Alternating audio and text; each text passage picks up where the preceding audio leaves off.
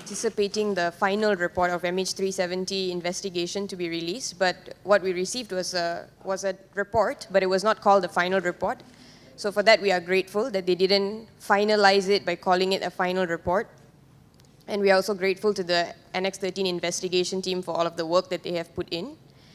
At this point in time, we find that there was nothing new in the report, nothing that we didn't know before, but the report has highlighted some failings on the part of various government agencies or things that could have been done better, protocols that were not followed, guidelines that were not followed.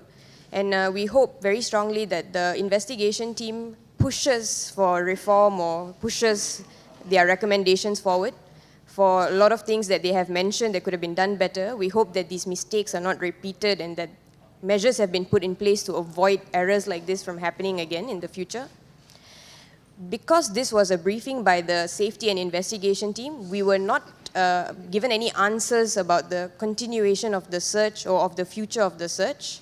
The safety and investigation team put themselves within very confined limits to say that they are only involved in doing the investigation about the safety of the aircraft, and they did not want to comment or answer any questions regarding the search of the aircraft, whether past, present, or future. Given that we don't know anything about the future of the search, we can only comment now about what they have told us about the investigations. And personally, I feel that the investigations were quite limited in their scope. We found that the investigations were carried out based on information that was supplied to them. So the investigation was not carried out independently. Therefore, we don't know if their investigations, the Annex 13 team investigations, were based on accurate information or on information that was inaccurate to begin with. We also found things like, for example, the only phone number that was tested was the co-pilot's phone number when it made a connection somewhere above Penang. We found out today that they did not test all the other phone numbers. Yeah, there was a lot of mistakes made by the Kuala Lumpur Air Traffic Control Center. Kuala Lumpur Air Traffic Control Center handed the plane off to Vietnam 3 minutes ahead of schedule and did not inform Vietnam. And then when Vietnam didn't get a response, they were supposed to respond within 5 minutes, but then responded in 12 minutes instead.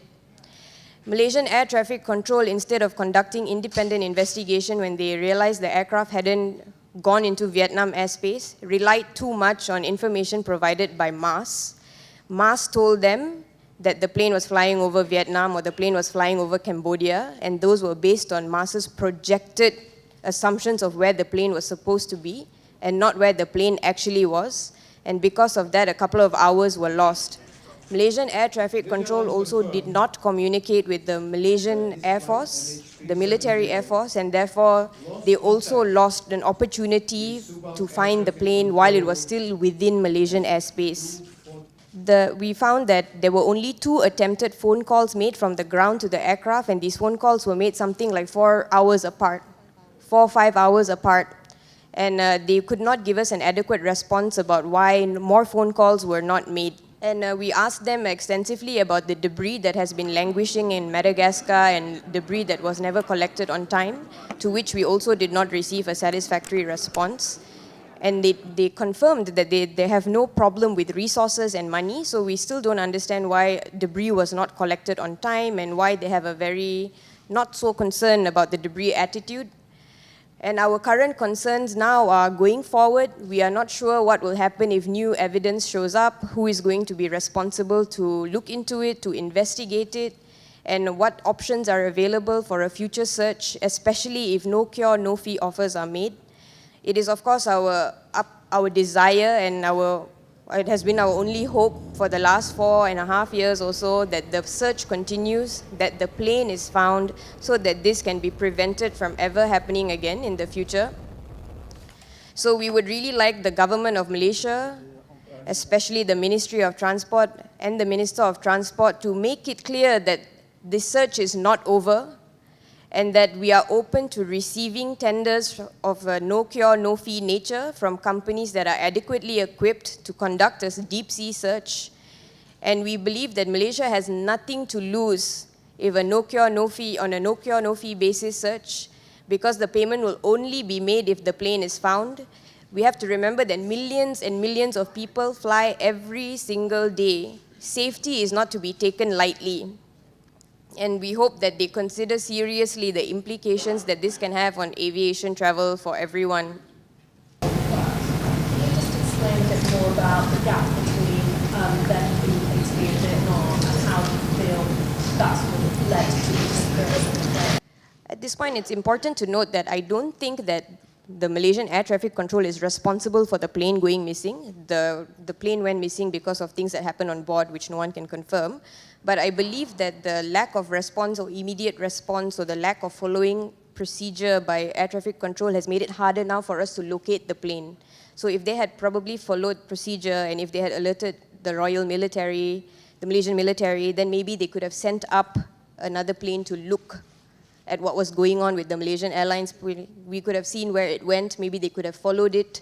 So there are many other outcomes. This outcome may not necessarily have been as complicated as it is now if protocol had been followed. The one point that they stressed continuously during this briefing was that their job is not to assign blame. Their job was just to conduct a safety investigation. So no, this briefing did not give us any indication of what they believe, what actually happened. Yeah. I think if I can just put it across very simply, what we gathered is what we already knew. So frankly, I don't believe that there are, at least we couldn't figure anything substantively new, different, or eye-opening in any meaningful way. So was it just a pointless and painful exercise? It is painful because we do hope that this is not the end of the story. And so we were hoping for some direction, perhaps some indication of where and what might be the next steps that can come up through this presentation. But in the way that the team's terms of reference were described to us, it is so specific and so narrow that it leaves out consideration or discussion around a number of areas which are of direct concern to us. For instance, we have many questions about how the search has been conducted, but that's outside the remit of this team. For instance, we are concerned about accountability. There's no way for us to understand from this presentation where accountability lies. So there are questions that are important to us and perhaps important to all of us here, which are not of direct concern for this group. They believe they made recommendations which have to do with how to keep the skies safe, right? How to keep flying safe. We haven't seen them, so we are left to go over the voluminous report that's been shared with us. But just going by what we've heard today, we heard about the ATC and how they screwed up.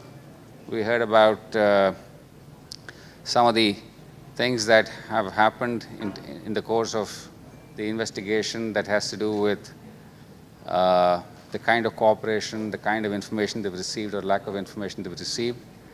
Grace talked about how they've been dealt with information that's handed to them at times, and beyond that, they've had to just rely on it and go with it. So what's the extent to which they've been able to really push and to dig and to carve out their own space for a certain detailed examination, we don't know. Do you still hold any approach that one day we'll find out exactly? Of course. I think we will. And ultimate goal. yeah. Definitely, and our ultimate goal to pray that someone to come to us or say something true about what happened to MH370, because it is so frustrating that every time we come for a meeting like this, nobody able to answer any of our questions. Even they said they are supposed to speak about safety, and when we ask about safety, the airworthiness of the aircraft, also they cannot answer. When you fly, you pray that the transmitter on board the plane that you're on works, and that the maintenance is done correctly. You know, the battery. And even they put in the report saying that the battery for ULB, the transmitter, expired. It's there in the report. The batteries in the aeroplane of MH370 expired. It's stated there in the report. How convenient is that? Maintenance is not. The transmitter battery, the ELB, the ELT, the one that's supposed attached to this slide raft, and they said it's expired. Well, they addressed two of the main concerns in the cargo, which were the lithium-ion batteries and the mangosteens, and they said that they verified that the lithium-ion batteries and the mangosteens had made that similar journey on multiple flights throughout the year, before and after MH370, without incident. And the basis for their conclusion was that since there was no incident on prior flights and future flights after MH370 carrying the same cargo, they don't think it was the cargo that caused any issue in the aeroplane. Although there is evidence that the cargo was not checked, that they didn't follow any certain safety precautions. They didn't X-ray. Yeah, no screening done because apparently the size of the cargo was too big and they didn't have a machine big enough. And at KLIA, the seal was broken, but no checking conducted. So do you hold anyone accountable for that? There are a few people that are accountable, especially KL ATC. They fumbled a lot from the time it went missing. Malaysia Airlines, Yeah. by releasing the unreliable transmitter, the unreliable aircraft flying with 239s live on board. So what was your feeling, your state of mind arriving today? Well, a lot of questions have been unanswered. Okay, so a bit dejected because they are not around. Okay, so we were hoping that everyone, you know, Ministry of Transport would have a representative, but no one was here, and DCA. And they even say that they are not the one who responsible to answer all our questions.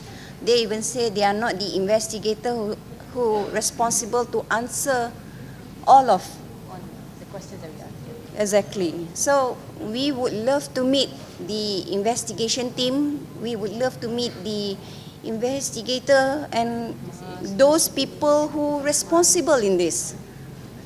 Everyone, anybody who responsible, who can accurately answer our question. This is an independent investigation. I'd like to really understand in what ways are they independent and on what aspects are they dependent and on whom. For instance, if Malaysia pays the bills, I'm sure they have a view about what agenda to pursue. I'm sure if you go back to the debris, in this case, unlike many other incidents, the search and the investigation are very tightly coupled. You can't really conclude very much without getting to the wreckage. So the search is very critical. So this team has, I think, a view and a role in shaping and directing and influencing the search. But the reality is that the search is handled by some other team. And it's very convenient to say our remit is this around safety and search is somebody else, and then picking up debris is somebody else, and yet something else is somebody else's. You know, so I wish all of them were here. Unfortunately, we were left with a team who have toiled. I'm sure they've toiled. But their scope and their remit is limited. Yeah? And you talked about independence. I do think they're not particularly an independent investigation for this reason, that they do not have, as it appears, a say on search. They do not have a say or resources to go and pick the damn debris that's there in Madagascar and other places. It languishes there for months, and they can do nothing. So that one can go on. So one would like to understand, in the broader scheme of things, with respect to ICAO and how the whole system works, how is independence of the investigation assured, supported, funded, and equipped with the necessary assets?